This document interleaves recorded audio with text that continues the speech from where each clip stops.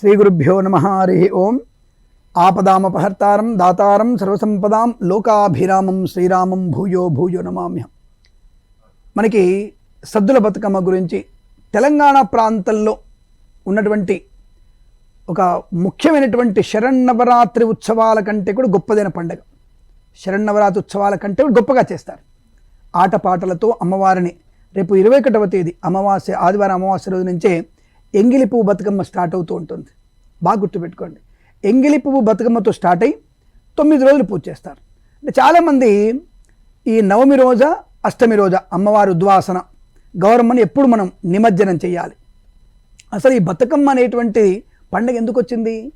దుర్మార్గ పాలనలో ఉన్నటువంటి సమయంలో తెలంగాణ ప్రజలలో, తెలంగాణ అమ్మవార్లలో, అంటే తెలంగాణ యువతిలో వచ్చినటువంటి ఒక ప్రజ్వలమైనటువంటి వ్యతిరేకత, దుర్మార్గుల యొక్క వెన్నుపూసలో వణుకు పొట్టించేటువంటి ఒక మహత్తరమైన పండగ రూపంలో అమ్మవారు అవతరించినటువంటి శుభయోగం.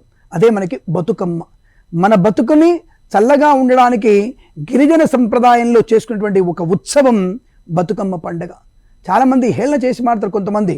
కాబట్టి ఇక్కడ హేళన చేసేది కాదు, వాళ్ళు పెట్టేటువంటి బతుకమ్మ, పేర్చినటువంటి బతుకమ్మలో ఆ పూల మధ్యలో పసుపు గౌరమ్మ వారు ఉంటుంది. తెలుసుకునేటువంటి ప్రయత్నాన్ని చేయండి. అందుకే అమ్మవారిని నిమజ్జనం చేయాలని అడుగుతూ ఉంటారు. అంటే ఇక్కడ ఏమిటి అర్థం అంటే, రజాకారుల యొక్క పాలనలో ఆడవాళ్ళని అనేకమైనటువంటి హింసలు గురి చేస్తున్నప్పుడు ఈ ఒక తాటిగా అందరు ఆడవాళ్ళు ఒక తాటి మీదకి వచ్చి బతుకమ్మ అనేటువంటి పాటతో, జానపద పాటలతో జనులందరినీ కూడా ఒక తాటి మీద తీసుకొచ్చేసి ఈ రజాకారుల పీచమణిచినటువంటి పండగ, ఒక మంచి కృత్యమే ఈ యొక్క బతుకమ్మ పండగ విశిష్టత చెప్పబడుతోంది. కాబట్టి ఈ పండగ మనకి ఎంగిలిపూ బతుకమ్మతో ప్రారంభమై సద్దుల బతుకమ్మతో పూర్తి అవుతుంటుంది. చాలామంది మహర్నవమి రోజు చేసుకుంటారంటారు, కానీ నవమి రోజు దొంగోడు కూడా ఇంటికి వెళ్ళడట. నవమి రోజు ప్రయాణం చేయకూడదు, నవమి రోజు మళ్ళీ ఇంటికి తిరిగి రాకూడదు, నవమి రోజు క్షేత్ర దర్శనం కూడా చేయకూడదు. అలాంటి నవమి రోజున మన ఇంటి గౌరమ్మని ఎలా పంపిస్తాము అనేటువంటి భావన ఉంటుంది. కనుక నవమి రోజు అందరూ ఏమంటే పండగ ముందు రోజు అనేది నానుడు అయిపోయింది, పనికిరాదు. మనం అమావాస్య రోజు మొదలుపెట్టాం, ఎంగిలి పువ్వు బతుకమ్మ సరే, బతుకమ్మ సరే అమావాస్య మొదలుపెట్టాం. అమావాస్య, పాడ్యమి, విధియ, తదియ, చవితి, పంచమి, షష్ఠి, సప్తమి, అష్టమి, 9వ రోజు ఎప్పుడైంది? ఇక్కడ మనకి అష్టమి రోజున అమ్మవారిని ఉద్వాసన చేసేటువంటి ప్రయత్నం జరుగుతూ ఉంటుంది. కాబట్టి అష్టమి రోజున అమ్మవారిని నిమజ్జనం చేసే ప్రయత్నాన్ని చేయాలి. ఆ రోజు సద్దుల బతుకమ్మ ఆడుకొని అమ్మవారిని మనం జలంలోకి అమ్మవారిని పంపించంటే జల నిమజ్జన చేసేటువంటి శుభ ప్రక్రియ. కొంతమంది ఆచారంలో లేదండి 9 రాత్రులు అయిపోవాలి మాకు అనేటువంటి వ్యక్తులు ఉంటారు. ఇది పండగ వైశిష్టమే తప్ప ధర్మంలో ఎక్కడ లేదు, అంటే ధర్మశాస్త్రాల్లో ఎక్కడ చెప్పబడలేదు. బతుకమ్మ అనేటువంటి పండగ గురించి ధర్మసింధువులో కానీ, కౌముది గ్రంథాల్లో కానీ, పద్మపురాణంలో కానీ, దేవి భాగవతంలో ఎక్కడ లేదు. కాబట్టి దాని గురించి ప్రశస్తమైనటువంటి వివరణ ఇవ్వడానికి అవకాశం లేదు. లౌకికమైనటువంటి భావనతో ఈ యొక్క దరిద్రులు, దుష్టులు, దుర్మార్గమైనటువంటి రజాకారులని తుదముట్టించే నిమిత్తంగా ఈ యొక్క స్త్రీమూర్తులు వాళ్ళకి వాళ్ళే దుర్గామాతలుగా అవతరించినటువంటి శుభ సమయం కనుక వాళ్ళు అప్పటి నుంచి మొదలుపెట్టి దుర్గాష్టమి వరకు ఆ యొక్క బతుకమ్మ పండుగ చేసుకుంటే ఒక రకంగా గిరిజనులు వాళ్ళకి వాళ్ళు చేసుకునే శరన్నవరాత్రులు ఇవి. ఎందుకంటే వాళ్ళు ఇప్పటికి బయట రానివే, వాళ్ళని అడవుల నుంచి చేశారు వాళ్ళు రజాకారులు.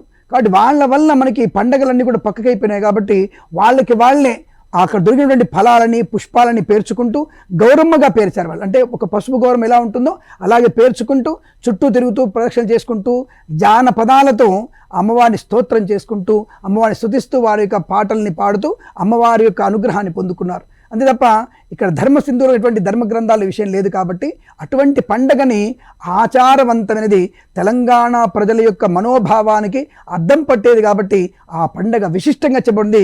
అందుకే శరన్నవరాత్రులకి ధీటైన పండగ ఇది. ఆ నవరాత్రులు వచ్చింది, అక్కడ కూడా ఆ నవరాత్రులే ఉన్నాయి.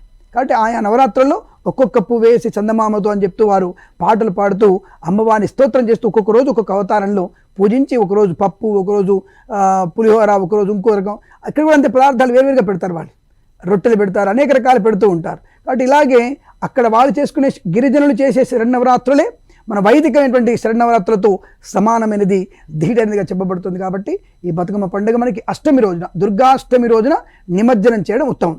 నవమి రోజు ఆడపిల్ల, మన ఇంటి ఆడపిల్ల కదా గౌరమ్మ. కాబట్టి ఇంటి ఆడపిల్ల నవమి రోజు పంపించకుండా అష్టమి రోజు పంపించే ప్రయత్నం చేయడం. పోనీ పండుగ రోజు పంపిస్తామా, దశమి రోజు అలా పంపించలేం. కాబట్టి ముందు 2 రోజుల ముందే అమ్మవారిని తప్పకుండా దుర్గాష్టమి రోజు సద్దుల బతుకమ్మ చేసి సద్దులు నివేదన చేసి అమ్మవారిని వీడుకోలు పలికేటువంటి ప్రక్రియ అష్టమి రోజు జరుగుతుంది. ఆ రోజు చేసుకోవడమే విశేషంగా చెప్పబడుతుంది. శుభమస్తు. సర్వే జనా సుఖినో భవంతు. ప్రేమతో మీ కిరణ్ శర్మ.